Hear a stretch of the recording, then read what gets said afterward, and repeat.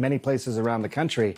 I think it's kind of just extraordinary, right? The last task force meeting, April 27th, the official one back at the end of April, this doctors group essentially had to band together sort of as an offshoot. These are the top doctors, including Dr. Fauci, Dr. Redfield, Dr. Hahn, Dr. Birx, to basically keep the emphasis on the science and the medicine. The coronavirus task force, according to sources I talked to, sort of started focusing on the reopening of the country, the economy. So that doctors group had to get together to basically keep the focus on the science and the medicine. They meet 2 to 3 times a week, and then they are briefing the vice president, who's the head of the coronavirus task force. And one of those meetings, as you mentioned, will take place today. And these increasing infection rates around the country is going to be the topic of discussion, not decreasing.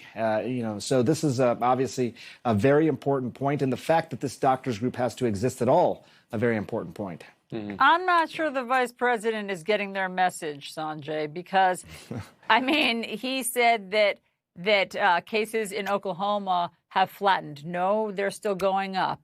He sees this as a success story. I mean, he used the word with the governors, I think he used, in his op-ed, he used the word celebration. You know, on our screen, you can see almost 117,000 Americans have been killed by coronavirus. And I got the impression that you took issue with some of the things that the vice president penned in his op-ed by the 24 tweets that you sent at 11 p.m. last night. What had you so exercised? Yeah, I mean, there's a lot that was in that op-ed. And again, we're talking about the vice president who is the head of the coronavirus task force.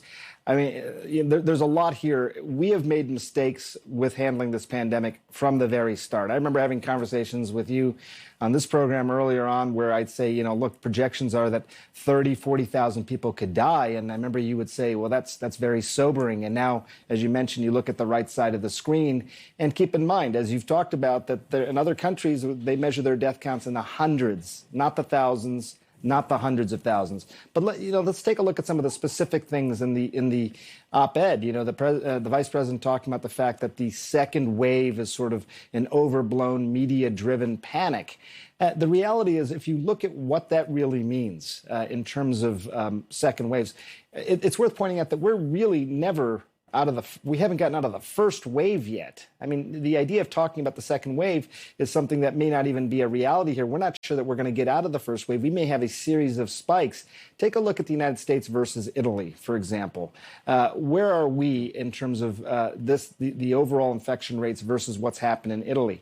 Italy gives you a better idea of what a sort of wave would look like. Okay, left is the United States, the right is Italy.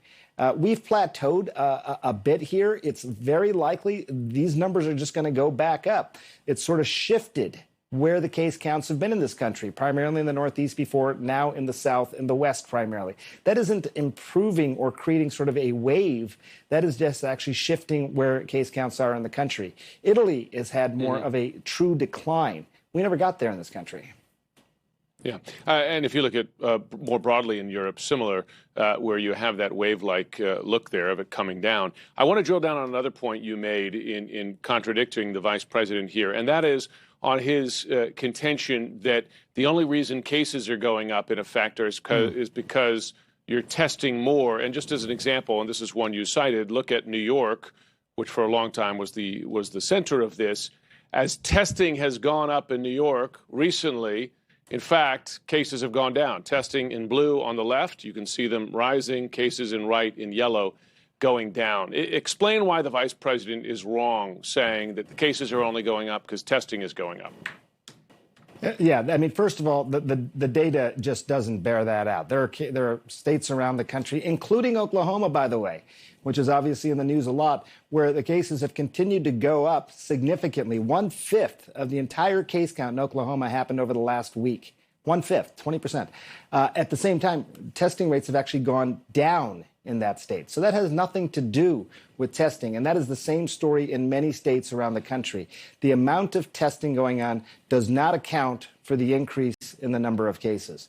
Also, you look at hospitalizations. Hospitalizations have gone up in many of these places. That would not be because of increased testing. This is a counterintuitive point, but I think it's really important. As you increase testing, case counts should go down, not up.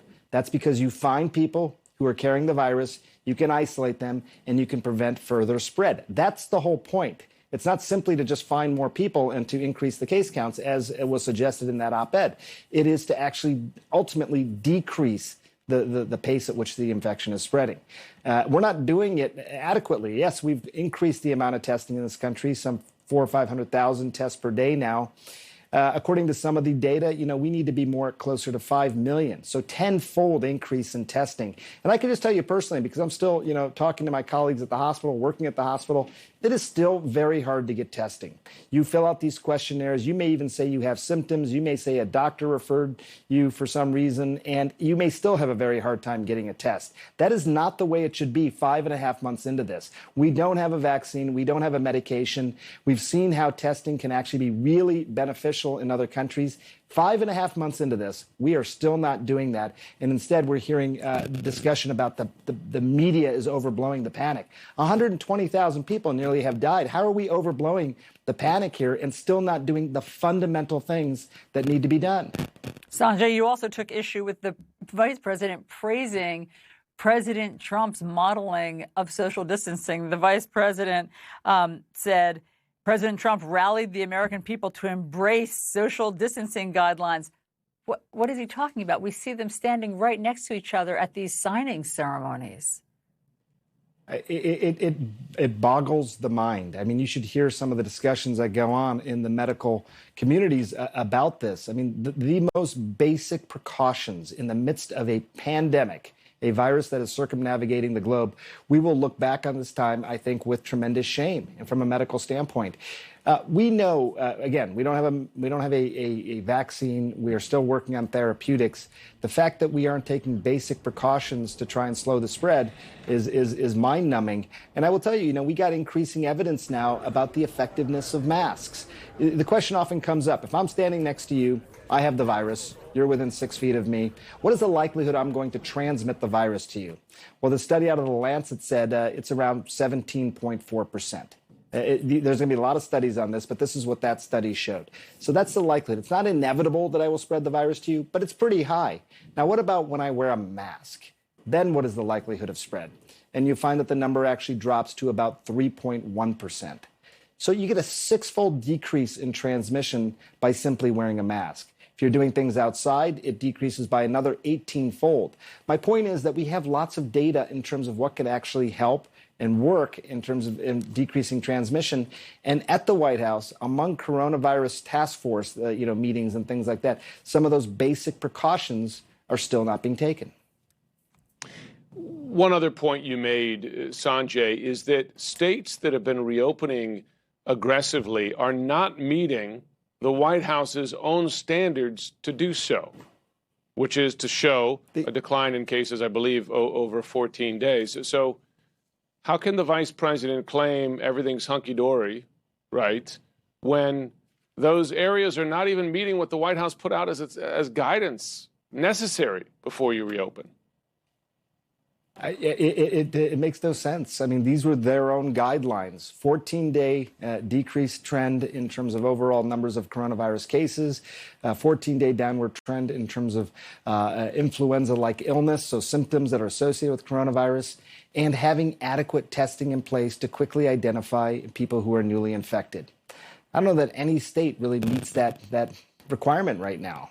So this was their own data. This was their own sort of criteria by which states could open. And they got thrown out the window, it seems, almost immediately. And we're starting to pay the price. I mean, the reality is that the numbers that we see on that map, as they've gone up in many places around the country, are going to continue to get worse. And, I hate talking about this stuff because when we looked at the IMHE models early on, Jim, and, I remember thinking, by August 4th, they say, 60,000 people would die. That was the original projection. And I remember thinking, boy, when we do the math, when we crunch the numbers, it looks like it's going to be a lot worse than that. We're almost double, and it's the middle of June. Now they're saying 200,000 people by October 1st. And sadly, I think it's going to be worse than that. As high as those numbers are, we're not doing anything to try and really mitigate the spread adequately in so many places around the country. I know that there's places in green right now, but I'm worried about the entire country because of what is not taking place right now.